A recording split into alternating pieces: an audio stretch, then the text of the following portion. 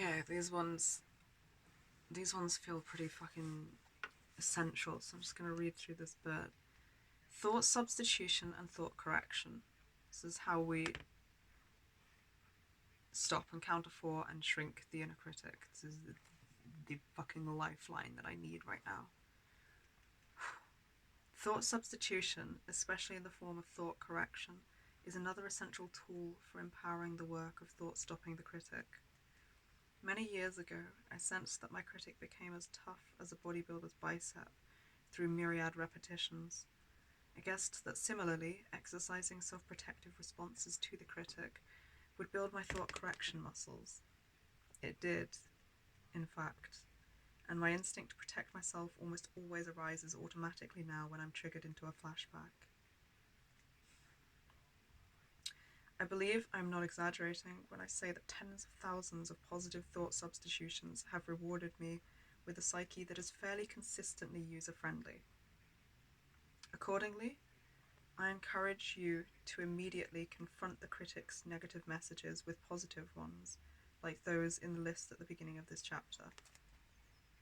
Common suggested internal responses to common critic attacks video.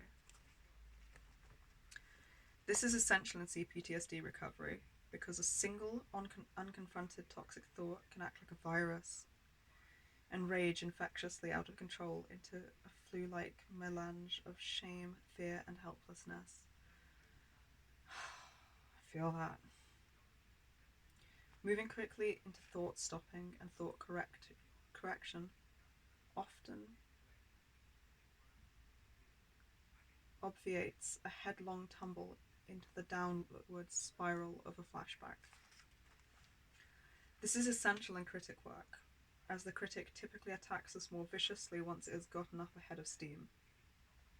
At such times, the critic can hypercritically scorn us for falling back into self-criticism when we should know better. This is the time then, more than ever, to thought correct and not self-berate, as my last intern liked to say to her clients. Additionally, I encourage you to write out a list of your positive qualities and accomplishments to read it to yourself if you get lost in self-hate. Toolbox 5 in Chapter 16 is a practical exercise to help you elaborate this list in a multidimensional way. Making a written record of your positive attributes is especially helpful as flashbacks often create a temporary amnesia about your essential worthiness and goodness.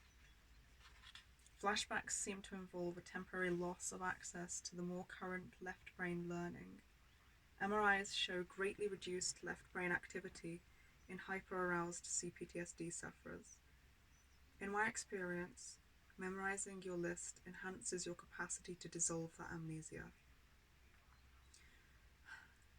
Reciting part or all of your list over and over, like a mantra, can also help you during these times when the critic is particularly severe and relentless.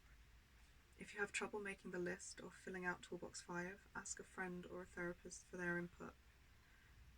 Additionally, please let me remind you that qualities do not have to be perfect or ever present to qualify as qualities. If it is true for you, most of the time, it is a quality.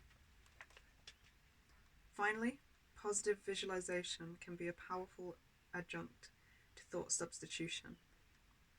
Some survivors gradually learn to short-circuit the fear-mongering process of the critic by invoking images of past successes and accomplishments, as well as picturing safe places, loving friends, or comforting memories.